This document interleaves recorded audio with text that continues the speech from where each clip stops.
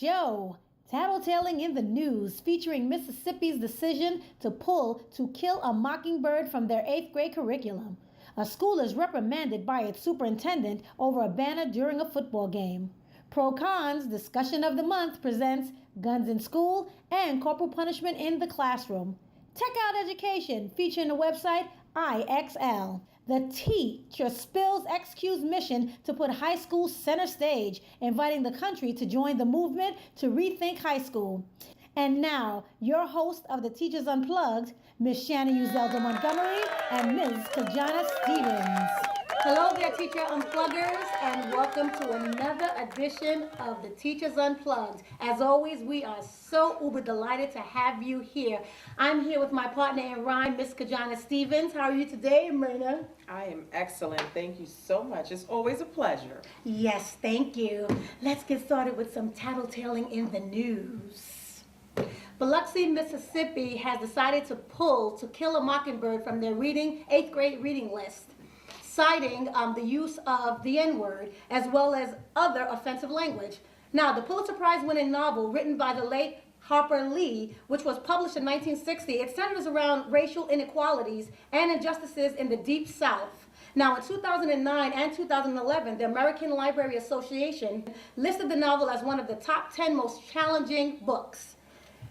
What will they replace it with, and what are your thoughts on that, Ms. Stevens? Like, as an elementary school teacher, I know the significance of the book as a teacher, but not teaching it to my students. I thought the 8th graders were a little bit, young to introduce To Kill a Mockingbird, but as an, high school teacher, what do you think? Well, I believe it's still on the 9th grade curriculum. Okay.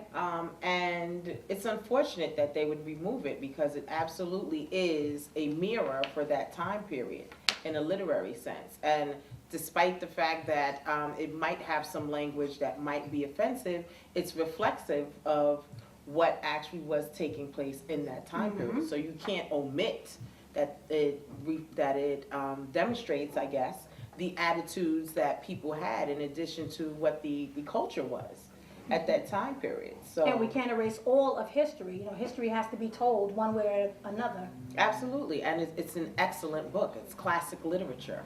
I agree. So you're doing kids a disservice by not exposing them to that. And if you're worried about the language, there are several books out there already with, that uses the use of the N-word is excessive.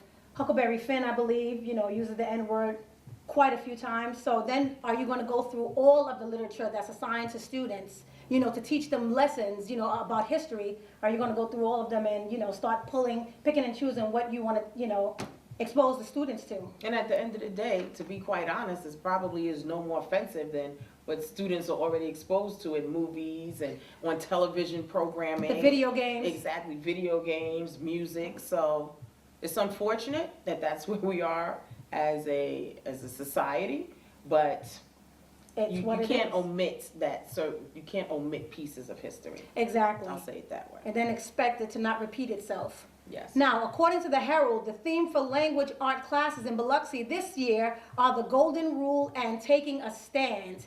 Now, the initial talking points of the Mockingbird curriculum revolved around the idea that compassion and empathy transcend class and education. So that's just a little food for thought. And now it's time for a new little segment I like to call As the World Turns and Gets Trumped Up. A football game in West Virginia turned into a divisive war on words. Brooke High School's cheering section displayed a banner that some attendees found a bit offensive. The banner read, "Trump Perry with the American flag." Now, Brooke High School says it was just a play on words, the meaning of Trump and, the current president. They also said it was to celebrate a message of patriotism, especially since the anniversary of 9/11 was weeks prior. There's one young lady, her name is Kylie Byers, and she's a 17-year-old senior who helped paint the sign. She said that they didn't mean to make it they didn't have racism in mind when they made it, and that wasn't what was in their hearts. However, the superintendent of Brooke County School District in West Virginia has since apologized and called the banner calling it insensitive, intimidating, and offensive. And actually, a lot of people might not notice, but Sheila Mae Stein, who's a librarian with Pittsburgh Public Schools, She's actually a white librarian, and she calls herself an outlaw of education. She actually tweeted the sign first and with the caption that her mostly black inner city school played this team last night and were confronted with this sickening racism. So a lot of you who may think that what sparked it was maybe an African American who disagreed with the sign, it was actually a white teacher who felt that the sign was a bit overboard. Now, there has to be a little background on the two schools. The two schools are about an hour away from each other, but worlds apart in terms of makeup, Yes. makeup and background. Brooke County is 97% white and voted for Mr. Trump 69 to 27% margin last year. Perry is 75% black and part of the urban district that named another school after the former President Barack Obama. So, not that that makes much of a difference, but do you think we're being too sensitive? Are all sides cashing in on this whole, take a knee?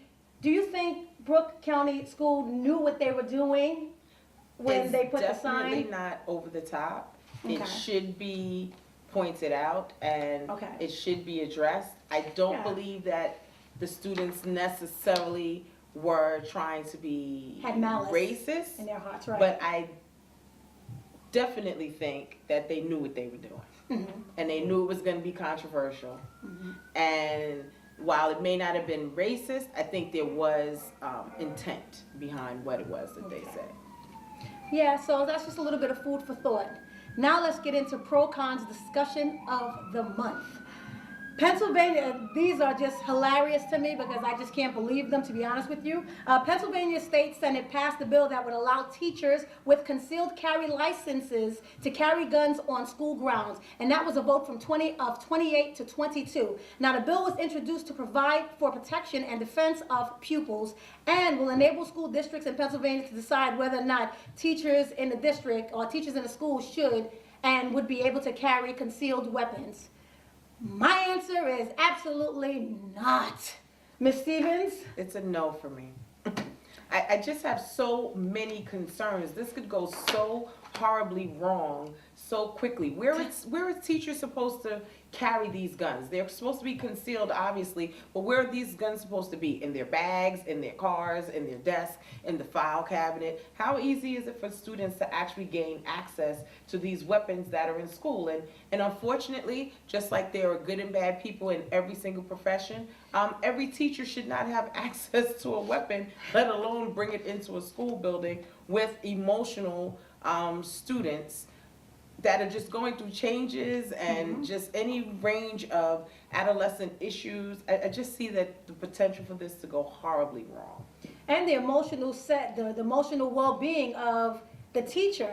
Teachers are under a lot of pressure. And if someone is driving a car and there's so much road rage and you're unable to contain yourself during, just a small, little incident, and you're shooting people because, someone cut you off or someone made a right turn when you were trying to make a right turn at the same time. If we can't even control our emotions, during road rage, and even in school, if you hear teachers are, hitting students, students are, abusing teachers, where will it end? If you have weapons in the school, then that makes easier access. Are we really going to use these guns for what they're intended for? I guess what the law that they put forth intended it to be, which was to protect students.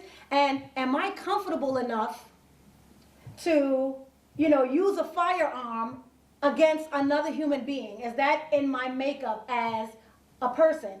I have Well, to say, no, it's with- not. I'm not. I'm sorry, I didn't mean to cut you No, off. that's okay. I'm not comfortable with certain of my peers in the building carrying weapons. I just Okay. think that it's a dangerous idea, and I don't see it being productive No. in any way. I see it being in a position to cause more harm than to be enacted. I see it causing more harm than good.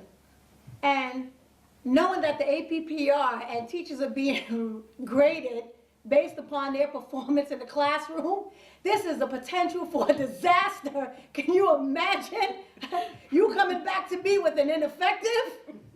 Please.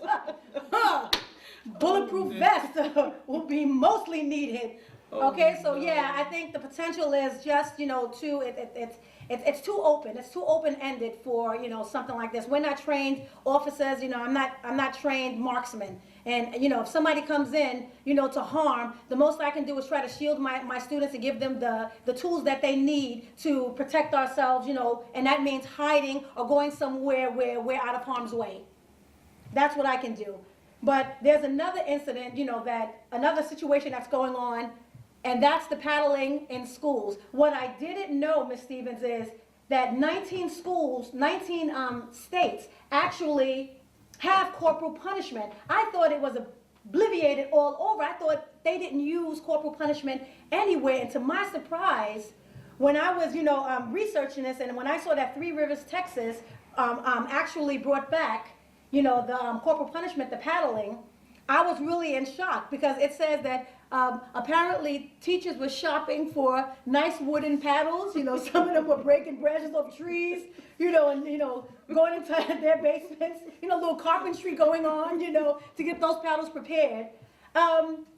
Corporal punishment, a little background. In 1977, the U.S. Supreme Court legitimized the use of corporal punishment in schools by deciding that the practice did not qualify as cruel and unusual punishment. But since then, 1974, 1994, 25 states, got rid of it completely. But it seems like Three Rivers is trying to start a trend. They're bringing it back. What do you think about paddling in schools? There definitely is a need for stronger discipline in schools, and I agree that students probably are in need of more structure. Yes. And that I don't think is ever necessarily a bad thing. The paddling is very subjective. Yes, it is. And so I think you would probably have to have very strict guidelines for when you can paddle students. I think you probably would be in a better position to paddle younger students than you would high school students. You mean first graders? I mean, by chance? Probably up through maybe middle school, but Yes. some middle schoolers that would be a negative. are probably a challenge too.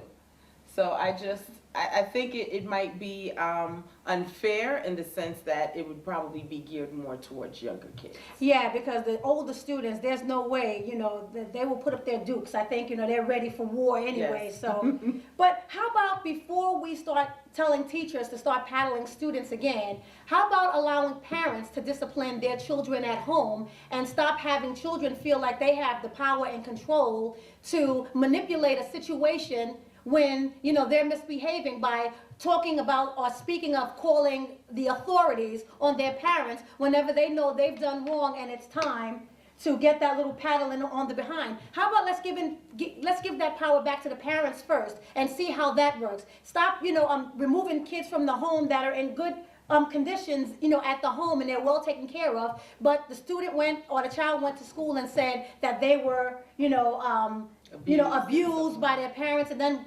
having us call CPS, and CPS come in and investigate, removing the child before the investigation is over. How about putting that power in the parents' hands and say, parents, it's okay for you to paddle your child. How about that? Let's start that first. Now, before I get all out of control, let's do You've Been Schooled. Now, there's a new show. Well, it's not new, and I said I was going to talk about it before. It's called Teachers, and there are 5 teachers, and they call themselves the Katydids, I think. And it's like slapstick type comedy, and I think it's pretty funny, but it's a little cruel, but I want you guys to check it out, so check out a small clip of it. Here it is. This is a safe place. I want you all to feel that you can come here and talk about issues and troubles you're having here at school. People make fun of my haircut. If that's the worst thing that's happened to you, you're dead when you get into the real world. Jesus Christ. I'm president of the PTA. It's the PTA, not the CIA. Is it? Ah! Ah! Can anyone else give me some other examples of art? Yeah, Lucas? Well, artists like Jackson Pollock and Vasily Kandinsky demonstrate. If anyone has an extra video game, it sounds like Lucas could really use one. All right, popular kids in the middle. Everyone else grab a ball. What's this stupid game called anyway? Getting even. I just took a dump on her desk. You look like a 70s vagina with eyes.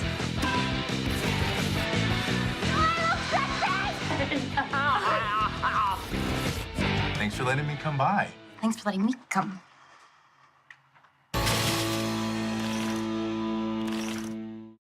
Okay, I think it's pretty funny if you enjoy that type of humor. I don't think I'll be watching it. I speak of it because I try to support teachers and their endeavors, and good, bad, or indifferent, it is what it is. Okay, we're gonna get into some tech out education with Miss Kajana Stevens. Let's check out education and see what's happening in the world of technology. Miss Stevens? Thanks, Shan. IXL Learning is an educational technology company that delivers an immersive learning experience for all students in all grades across all subjects, including math, language arts, science, and social studies. Used by 1 in 9 U.S. students and with 30 billion questions answered around the world, IXL is helping schools successfully use technology to improve teaching and learning. Their team of educators, researchers, and technologists craft unique, high-quality content with unprecedented breadth and depth across 6,000 skills. IXL adapts with students as they grow, offering challenges at just the right level to help them master new concepts. From pre-K to 12th grade, IXL's content and technology enable fresh, engaging, and personalized experiences that spark curiosity and build confidence. To learn more about IXL, visit www.ixl.com. I'm Kajana Stevens, and I'll check you out later. Thank you for that, Miss Stevens. I told you IXL is one of my absolute favorites. Yes, you did. It's time for cover to cover. Girl, we got issues.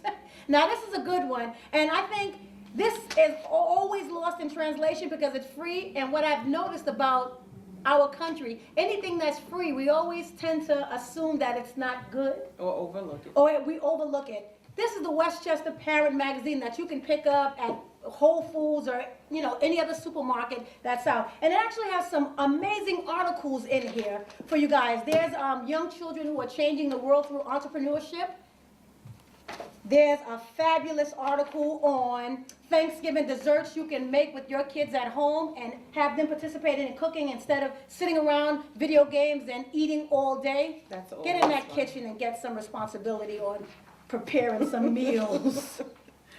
One thing that I love, and they have one for the Bronx, they have one for, I guess, every borough in New York City. They have it for different boroughs in Westchester County. So I think, they're fabulous. But this one, the November calendar, and it has all of these free things that you can do in the month of November all throughout Westchester County. Excellent. And if you're looking for things to do with your children, adults, husband, wives, whatever, look into this. This one, does my child have an eating disorder, for the older kids? See, I bet you guys didn't know all of that was in this. Next time you're eating at Whole Foods, pick this up, okay? Do some reading. And last but not least, children with special needs. There are six steps that children with special needs can take to just bring up a positive attitude and make them feel good about themselves. Check it out. Westchester. Okay, now, Ms. Stevens, I have to ask you, there was this, something, it's called XQ, and on September 8th, a bunch of celebrities and a bunch of people, mostly celebrities, they got together to it's called Make Schools Better, and let me give you a little background on it. It's called XQ, and it puts high school center stage, and it's inviting the country to join the movement to rethink high schools. Like I said, celebrities, students, educators, parents, and more came together for the EIF presents XQ Super School Live. Now, this special aired on ABC, CBS, Fox, and NBC on a Friday in September, September 8th. And it was a 1-hour special to inspire schools to rethink high school and explore ways to prepare our students for career and a future, and fixing up the classrooms, building new schools, more innovative learning environment, should I say. Let's check out the video. Here's a little synopsis of what XQ is about. I love the message. Check it out. This is America in 1900. This is a car in 1900. And a phone. And a high school. This is America in 1950, and a car, and a phone, and a high school. This is today. A car, a phone, a high school. Whoa, back up. So cars are now this, and phones are now this, but high schools are still that? American high schools are based on the same model, and it's been over 100 years. Wow, that's a long time. But why? In 1900, it made sense for high schools to prepare students for that.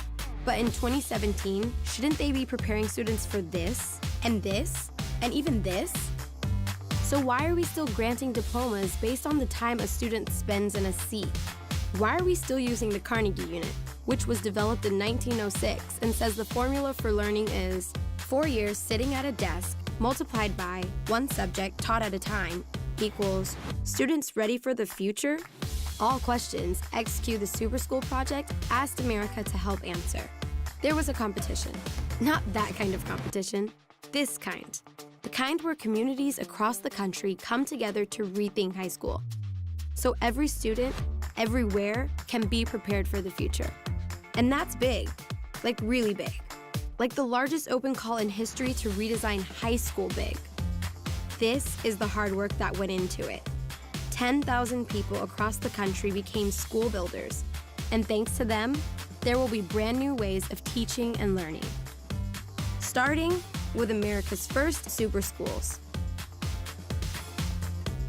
Schools that will let students learn by doing, that focus on the future and spark curiosity.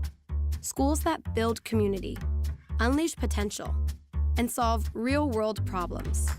Schools that will ask their students what they think and will actually listen to them. Students, like me.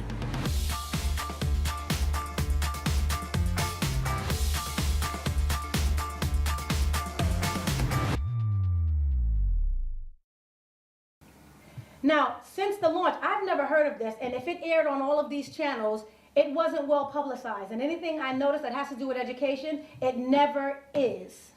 Never is. Now, since the launch of XQ in 2005, the Super School Project, 18 schools across America have so far been selected for their transformative ideas to rethink. What's happening is they're inviting teachers, parents, anyone that wants to make a change in the education of their child to come up with some ideas on what's innovative, how can we change schools, what can we do to make schools more 21st century learning, targeted learning, and learning specifically, whole child learning, like we said before. Yes. So I think it's a great cause. We'll keep you guys posted to see what's happening, okay? Definitely worthwhile. It is. And we also want to say, a lot of people wore orange. I didn't wear orange because I felt it would clash with all of my orange, fall activities here. But this is an anti-bullying month. And a lot of schools and teachers, and students wore orange in solidarity of no more bullying. But it's hard to, I wore orange, but I took it off because it's hard for me to fall into, the belief of no more bullying when I think, we have a bully as a president, and I hate to say that, because I try to respect all presidents, no matter what opinions they may have.